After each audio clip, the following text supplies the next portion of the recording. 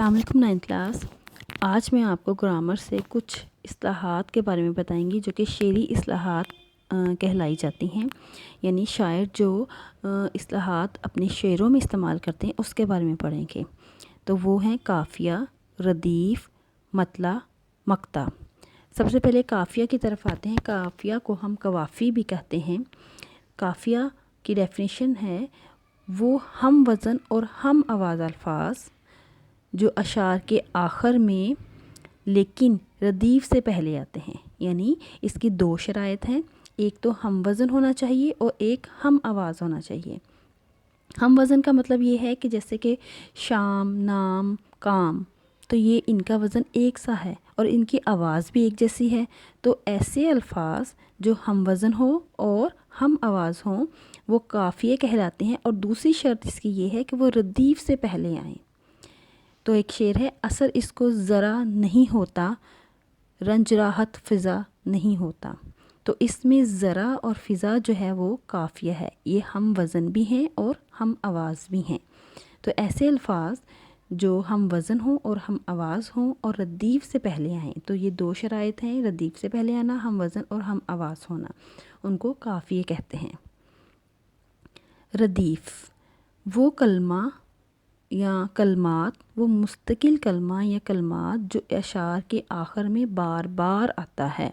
تو بیٹا اس کے لیے بھی دو ہی شرائط ہیں، وہ مستقل کلمہ جو اشعار کے آخر میں بار بار آتا ہے، ایک تو وہ مستقل کلمہ یعنی کہ ایک ہی لفظ جو ہے وہ ہوتا ہے، اور دوسرا وہ بار بار آنا۔ ردیف ہم اس کو کہیں گے کہ جو ایک ہی کلمہ ہوتا ہے، ایک ہی لفظ ہوتا ہے جو کہ کسی بھی شعر میں، غزل یا قصیدے کے شعر میں بار بار استعمال ہوتا ہے۔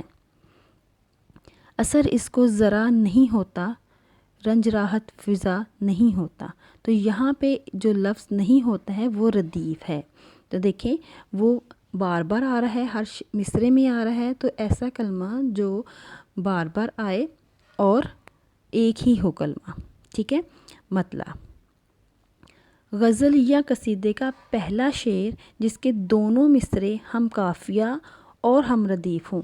تو بیٹا یہ مطلع کے لیے بہت ضروری ہے کہ آپ کو اس کو سمجھا جائے۔ مطلع جو ہوتا ہے وہ غزل یا قصیدے کا پہلا شعر ہے، لیکن دوسری اس کی شرط یہ ہے کہ اس کا جو ہم قافیہ بھی ہو، ہم ردیف بھی ہو۔ قافیہ کو میں نے آپ کو بتایا کہ ہم وزن الفاظ ہوں، ٹھیک ہے، اور ردیف کا بتایا کہ ایک ہی لفظ جو ہے وہ بار بار آئے۔ تو اس کا مطلب ہے کہ مطلع وہ شعر ہوگا جس میں ہم آواز الفاظ بھی استعمال ہو رہے ہوں اور ردیف بھی ہو، یعنی کہ ایک لفظ دونوں میں ہی آیا ہو، یعنی ہم آواز الفاظ بھی استعمال ہوں اور ایک ہی لفظ دونوں میں ہے۔ پہلے بھی میں نے آپ کو شعر پڑھا، اس میں اب دیکھیے گا کہ وہ دونوں جو مطلع کی شرائط ہیں وہ پوری ہو رہی ہیں۔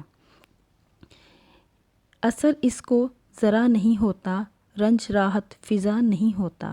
اب یہاں پہ دیکھیں، پہلے آپ نے پڑھا ہے کہ ذرا اور فضا جو ہے وہ قافیے ہیں، ٹھیک ہے، اور نہیں ہوتا ردیف ہیں۔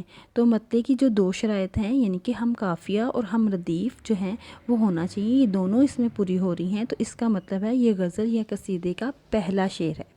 مطلع کا مطلب ہوتا ہے طلوع ہونا، تو طلوع ہونا یعنی کہ ظاہر ہونا، تو یہ غزل یا قصیدے کا پہلا شعر کہلائے گا۔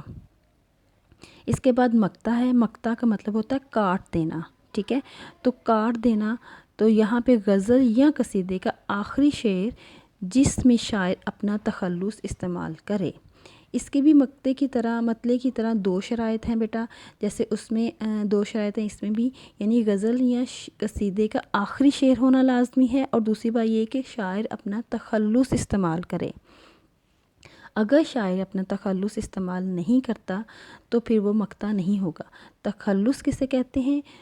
وہ مختصر سا نام جو شاعر حضرات اپنے اصل نام کی جگہ استعمال کرتے ہیں شاعری میں، تو اس کو تخلص کہتے ہیں۔ تو مقطع کی بھی دو شرائط ہیں، ایک تو آخری شعر ہونا لازمی ہے اور دوسرا تخلص ہونا لازمی ہے۔ اگر تخلص نہیں ہے تو وہ آخری شعر کہلائے گا، مقطع نہیں کہلائے گا۔ نہیں کھیل اے داغ یاروں سے کہ دو، کہ آتی ہے اردو زباں آتے آتے۔ تو اس شعر میں بھی شاعر نے داغ جو ہے تخلص استعمال کیے ہیں، اور یہ غزل کا آخری شعر بھی ہے۔ تو بیٹا آپ نے ان چاروں کو اچھے سے سمجھ لیا ہوگا۔ یہاں پہ میں آپ کو ایک پوری غزل دکھا رہی ہوں جس میں مقطع بھی ہیں، ردیف بھی دیا ہوا ہے، قافیہ بھی ہے اور مطلع بھی ہے۔ تو بیٹا اس کو آپ نے دھیان سے دیکھ لینا ہے کہ جو پہلا جو مطلع ہے اس میں دیکھیں دو ہم آواز الفاظ بھی ہیں اور ہم قافیہ بھی ہیں۔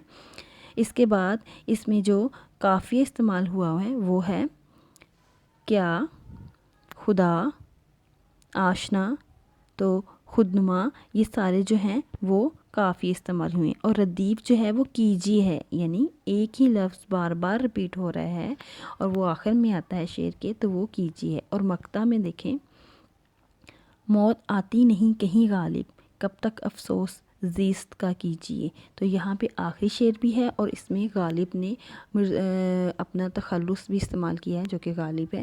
تو مجھے امید ہے آپ سب کو اس شعری اصطلاحات کی سمجھ آ گئی ہوگی۔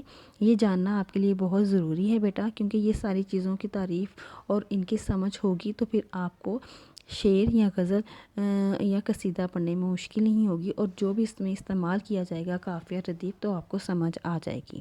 امید ہے آپ سب کو سمجھ آ گئی ہوگی۔ شکریہ۔